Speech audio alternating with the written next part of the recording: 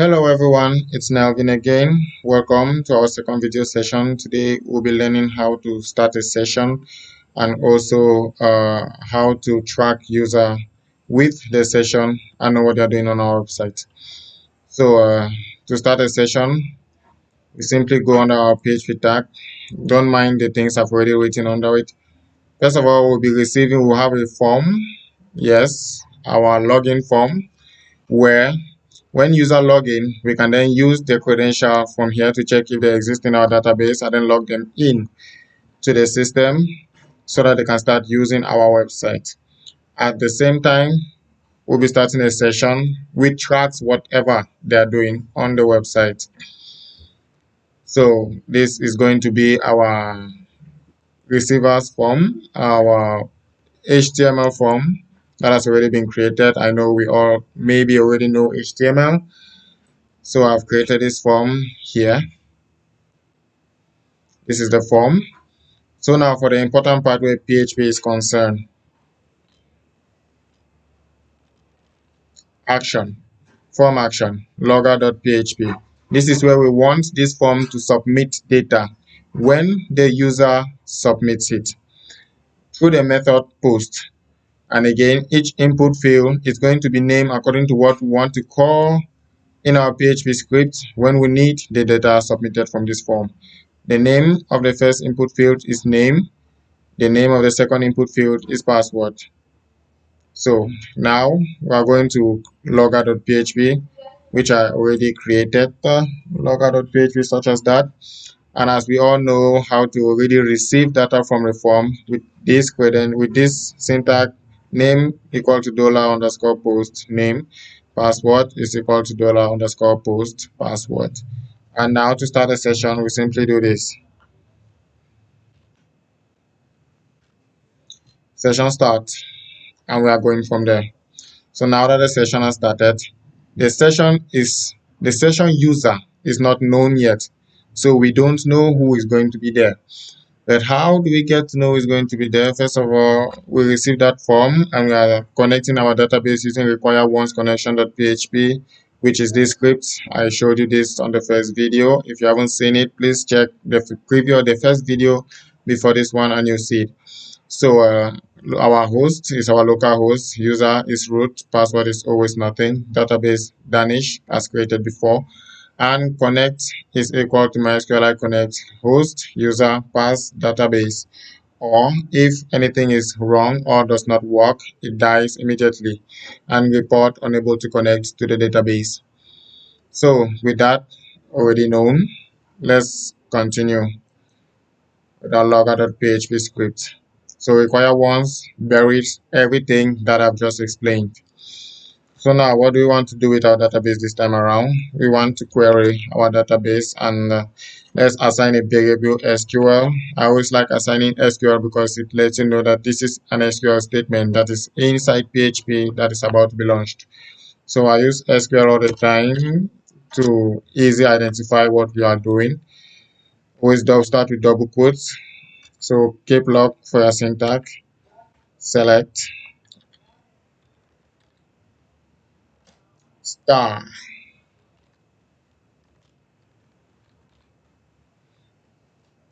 Star in PHP in SQL statement means all. So when you say select star from somewhere, it means select all from that place. So after selecting star from a place, from which table is going to be user. But now, where in the user table do we want to be getting data from? So you identify where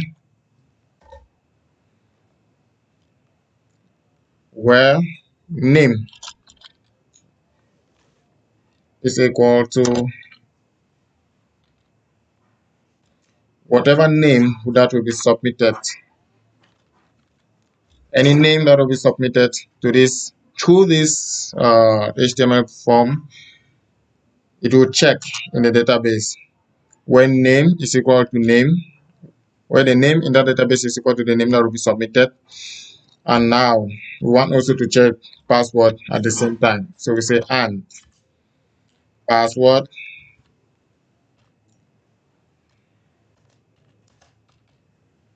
is equal to whichever password that will be submitted through this form.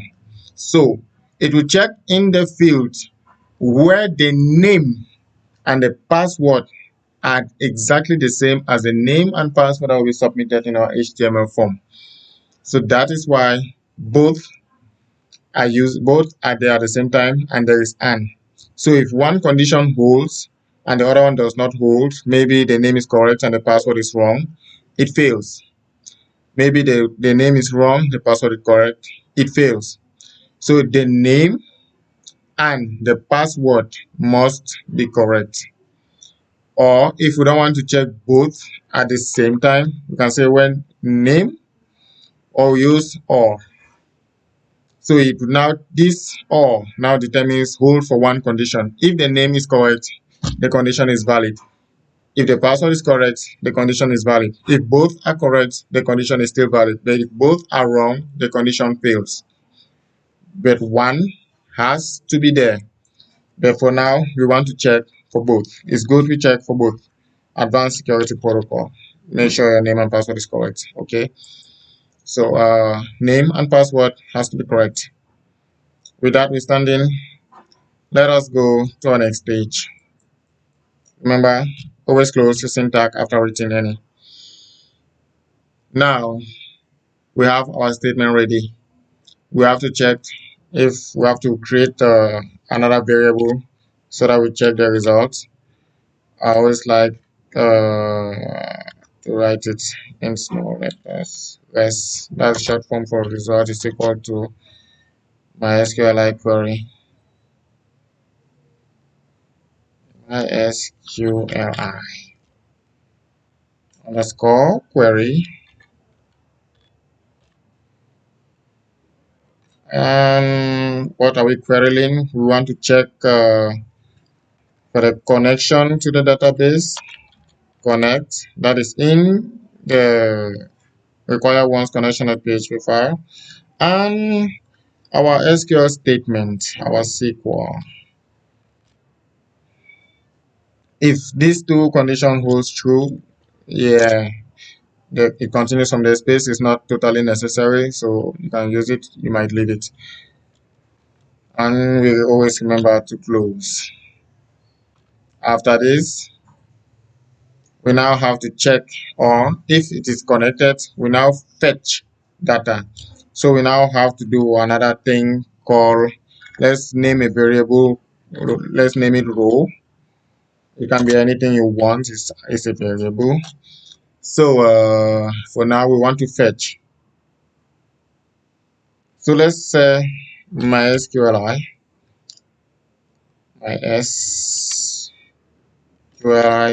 fetch underscore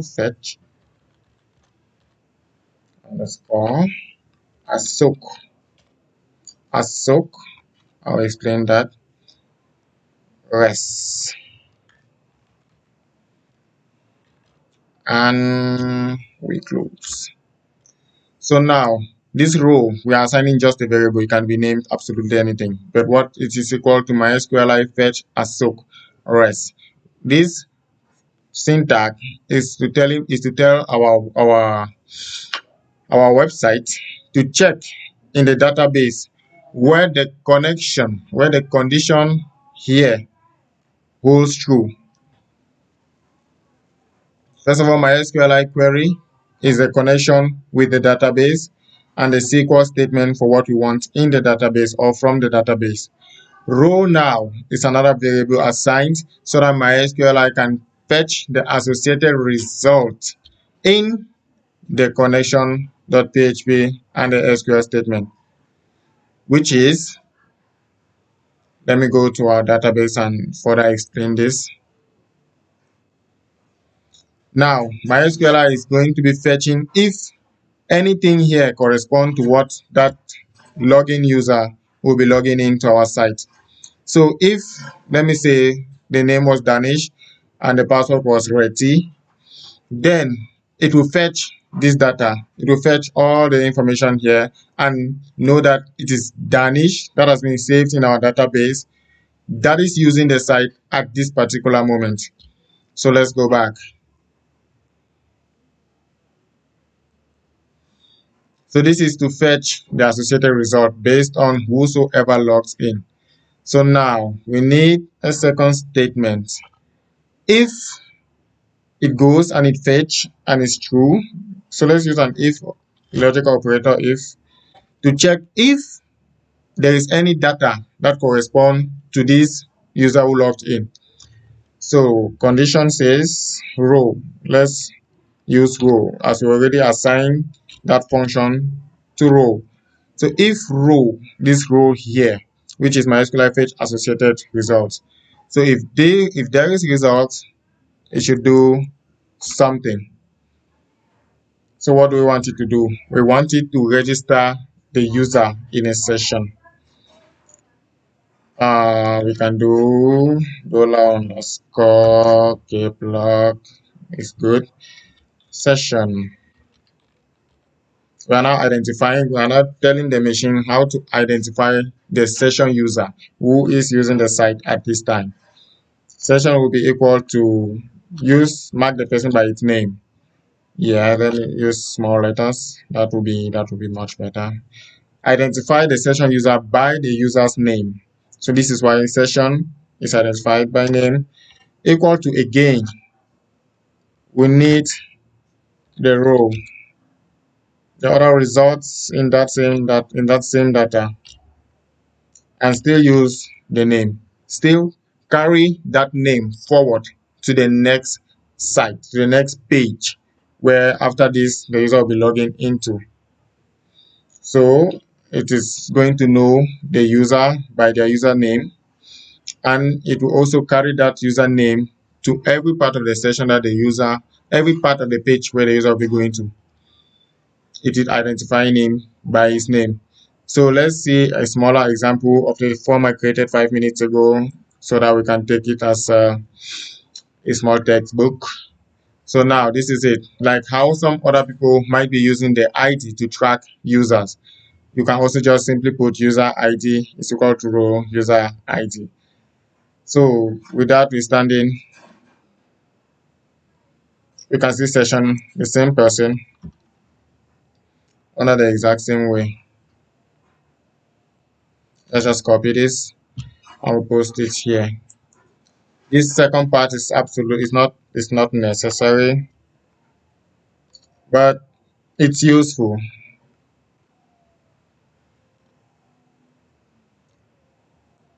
Again, this is just pretty much the exact same thing. But now we are tracking the user. We can leave it like that, or we can eliminate it, such as so. Now, if this user does exist, what do we want to do with him now? How about if the user is existing and he is logged in, we now tell the website where to send him to. Maybe you created a welcome page, like when you log into Facebook, you land on your home page and you start seeing status, whatever your friends, whatever they're doing. Start seeing everything that you want to see on Facebook. So let us create where we want this user to go to. Header, let's make it a string, location.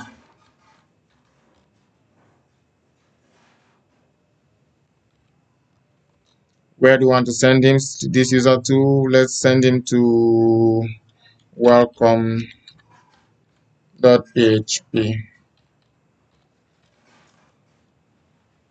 I've created a scratch page called welcome.php where I'm just sending this user to. It can be absolutely anywhere you want to send your user to after they log in. So for now, let's just test welcome.php just to see if things are working fine so far.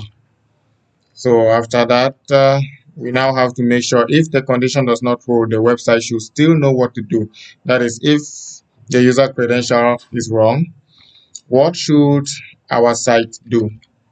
This is now where we have the else statement.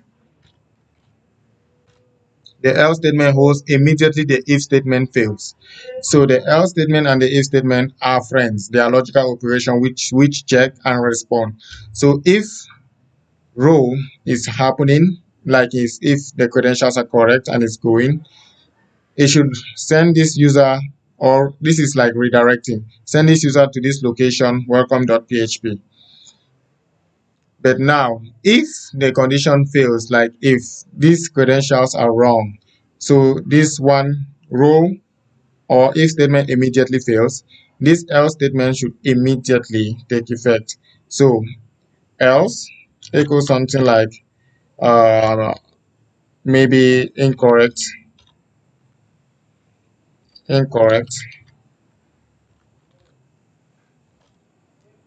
username or password,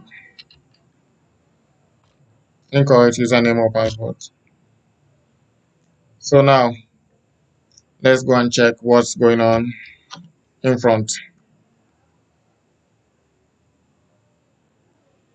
This is our form. Let's try someone who is not on our website. That's going to be wrong. And if also there's an error in the syntax, this is where it should give me. Oh, there is no error in the syntax. And also it says incorrect username or password, which is what we have written in here. So the if statement has failed because the user that has logged in does not exist in the database. So the else statement automatically takes effect and gives you what you want to tell the user if his or her credentials are wrong. So incorrect username or password, you can make it absolutely anything you want. So for now, we are using incorrect username or password. But now let's go back. Let's try a user that does exist, like Danish that we have seen before. Let's check our database again. This is Danish. Danish does exist, and the password is ready. So let's go try that.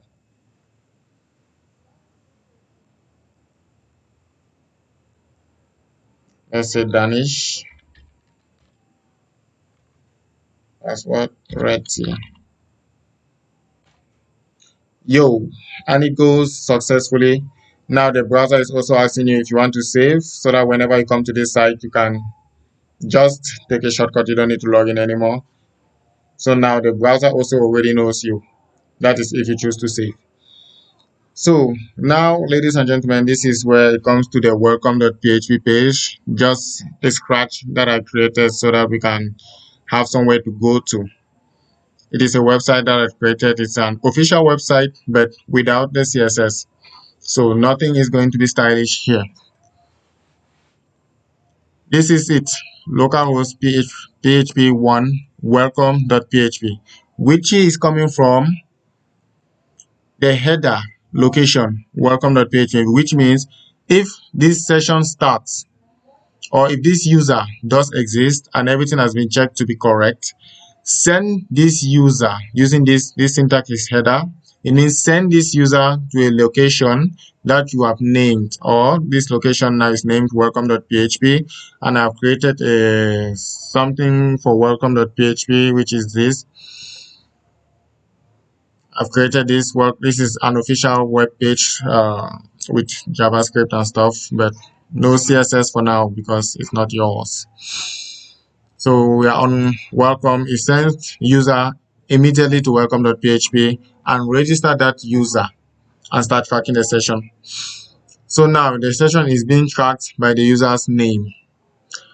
On the next video, I'll be showing you how to track, how to follow up this user individually. That is, while they are on the welcome.php page, whatever they are doing here, you'll be tracking them. Whatever they are doing here will be registered in the database under their name in their own profile that is being created. So whatever they do is now being tracked as now they are logged in as the user that is identified in our database. So that's all for today. Tomorrow I'll be teaching you more. Hopefully you learn. If you like this video and if you have learned how to start a session and track users, please click like or comment below to tell me what you think, what I should change, what I should add. I would greatly appreciate if you also subscribe to the channel because you will be notified when they post a new video on how to do something new. So guys, that's all for today. Thank you for watching. Bye bye.